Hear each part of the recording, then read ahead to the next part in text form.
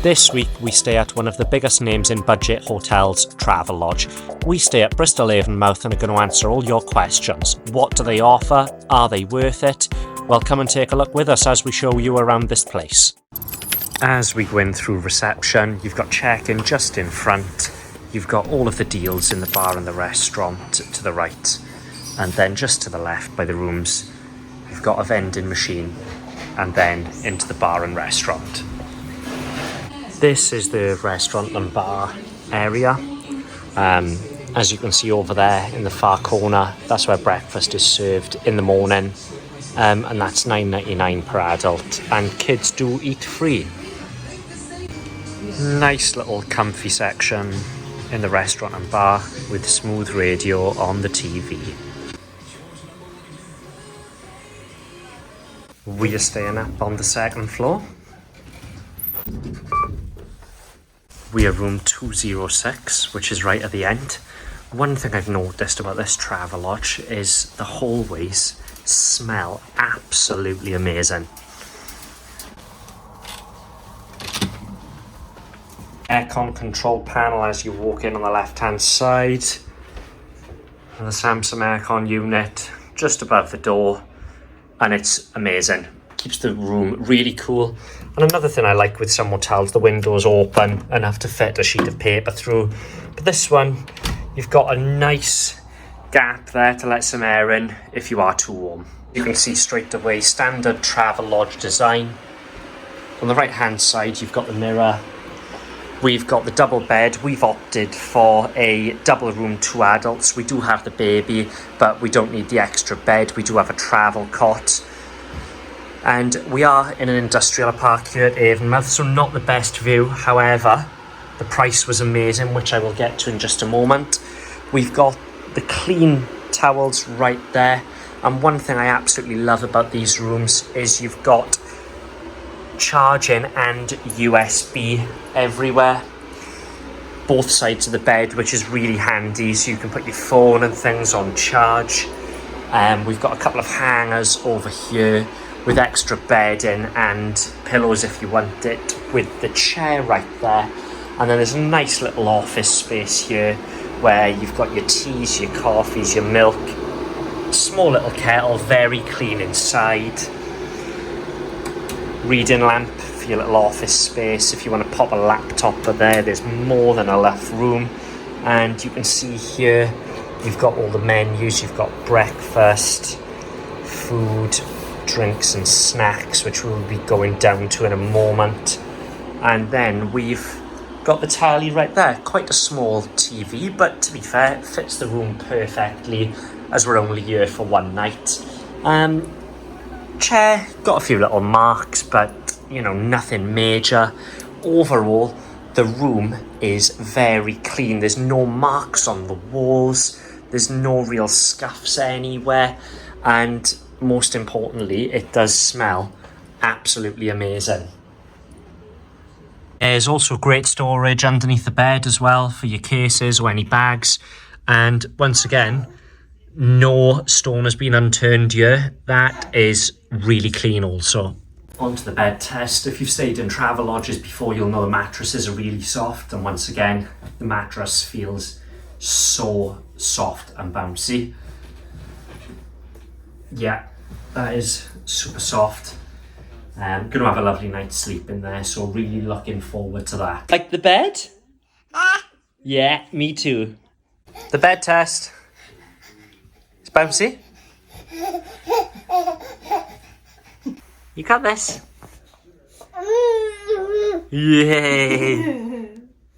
This has been tripping me out a bit. A bit of a design flaw, I believe, but when you're inside the room, it looks like when you shut the door, that the door is not locked. It looks like it's still open. There seems to be a bit of a lip, and even when you look at it from a distance, it still looks like it's not closed properly, even though it is.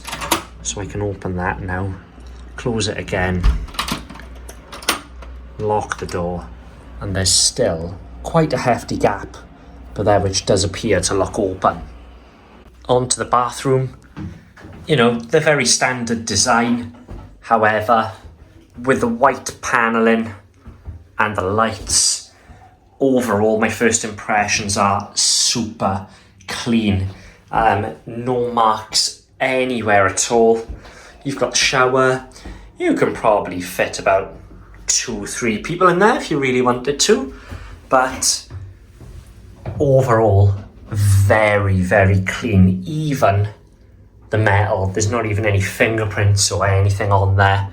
One thing I'm not a fan of is these shower curtains. I find sometimes they cheapen the look of things. However, Travelodge is a budget hotel and you really cannot complain for what you get for your money. That bathroom is absolutely spotless. We have spent the day in Bristol, so rather than drive back down to Swansea in South Wales, I thought we're going to make the most of it. Get up here early, as we went to aerospace earlier this morning, and I thought we could do something afterwards. Rather than rush home, we'll get a hotel. So I was looking online for a Travelodge for the cheapest in the area. Now, we're around 15 to 20 minutes maximum away from aerospace, where we went earlier today. There was a Travelodge just located around the corner from aerospace. However, that was coming up when I looked yesterday around £70. Now, obviously, we're going to be coming back this way when we cross the Severn Bridge tomorrow to head back down to South Wales. So I thought we may as well go for the cheapest option, and we can cut 20 minutes off our journey tomorrow by coming back this way. Now, this is located right by the Severn Bridge. So when we leave here, it's easy access straight onto the motorway and home. I paid £32 for the night here. That is just the room. It doesn't include breakfast, but it does have free parking. Breakfast is available at an extra $9.99 per person in the morning, which we may go for. However, for now, we're going to head down to the bar and make the most of this beautiful evening and have a couple of beers. One thing I have noticed about this Travelodge room, and the only reason I found out is because I was just watching the videos back that I took of the room, is that it's super echoey. And I can't hear it that much now when I'm speaking, although it is still there. However, when I do play the videos back, it seems to be really bad. So if you've got a child screaming in the room, I can imagine that echoing quite loud and probably annoying someone next door. This evening from our room, we have the most beautiful view of the sunset. One thing I noticed when booking this room is that when you select that you've got a child with you on the website, they will automatically try to upgrade you to a bigger room, given an extra bed. However, the baby is only 7.5 months, so we don't need the bed, we would need a cot. There's no option to select the age of the child, and there's no option to select a cot. So obviously what we done was selected a room for 2 adults and then brought the travel cot. Got a vending machine just as you walk in by reception for some snacks.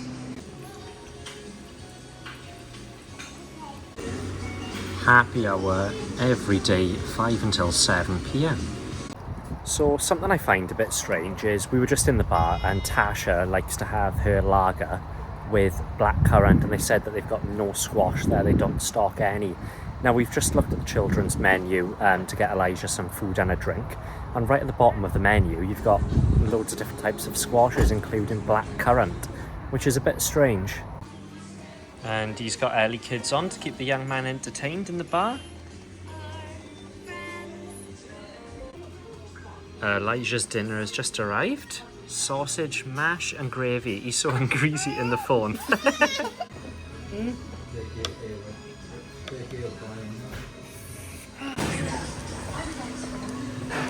If you do need to use the toilet in the bar, you have to come into reception, use your key.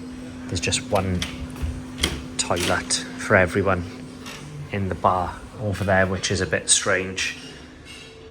If there's one thing I have noticed down here in the bar, it's that there's a very long wait for a drink. Now I just went up to get a beer and I was waiting for around 5 to 10 minutes, and there are people eating in here as well. So I do feel like the bar should be manned at all times, but what I've noticed as well is that reception is not manned. The staff seem to be about doing a lot of different things.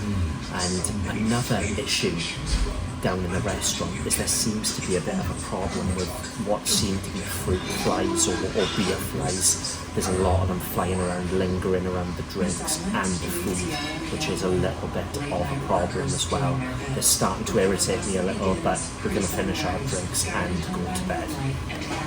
We've just finished in the bar now, and it is a really big problem on staffing at front of house, especially here. Now, there was a man who was in reception. He's been waiting around 15-20 minutes to check in. There is no one to be seen, and also he's been in the bar area calling to see if there's anyone there, and there is still nobody to be seen. So it's not very good. I couldn't show you obviously the issues in the restaurant because of the music on. There could be a bit of copyright issue with the video, so I have had to come outside and let you know here. So I know what a lot of you are probably thinking is that you paid £32 for the night in a Travelodge and you are whinging about long waits at the bar and the restaurant. What do you expect for that price? However, this isn't always the case, guys. Hotels do fluctuate day to day. Now, if I was to stay last night, which was a bank holiday Sunday, I was looking at almost triple the price, where I paid £32 tonight. Now, I do believe that having certain areas manned at front of house, especially like a bar and restaurant, I do believe that they are basics, and I would have expected better from Travelodge. Now, when people are eating in a restaurant and, for example, they would like another drink, you shouldn't have to be at the bar calling for staff in the back or even looking around for staff. And the same with check-in. There was people checking in and there's no one to be seen. Now, I can appreciate in the times that we are in, staff have a lot of other jobs that they need to do. Obviously, they're floating around doing a lot of different things, managing reception, the bar, anything behind the scenes.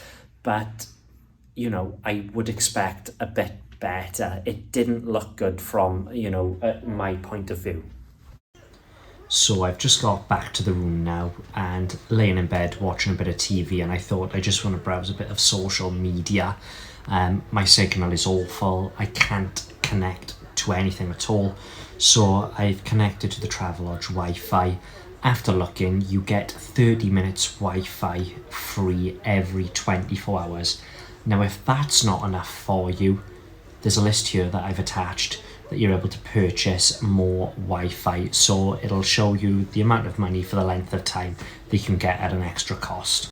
Good morning. It's 7:30. As expected, slept amazing. Bed was really comfortable. Pillows were nice and soft. And one thing I do like about Travelodge beds, they're really wide. So we had so much room. Elijah came in the bed with us and we still had lots of room to stretch out either side. So thumbs up. Shower was great. I'm really not a big fan of these shower curtains, purely because no matter what you do, water still skirts out and it just doesn't hold the water in, unfortunately. Even though the towel is there, it just still goes everywhere. So just after my shower, I've discovered that there is no hairdryer, and I haven't brought one, and neither is there an iron, which I also haven't brought. We've just finished our stay at Travelodge Bristol Avonmouth. Now, one thing I can say, check-in is swift. It takes about 30 seconds, you get your key card, and then also checking out, you just pop your key card in the box and away to go. So it's quick and no hassle. But if you're not already subscribed, guys, please hit that subscribe button. Please give a like and drop a comment. Would you stay in a Travelodge? And if you liked this hotel, why not check out my video of Zip by Premier Inn for more hotels? I'll see you next time.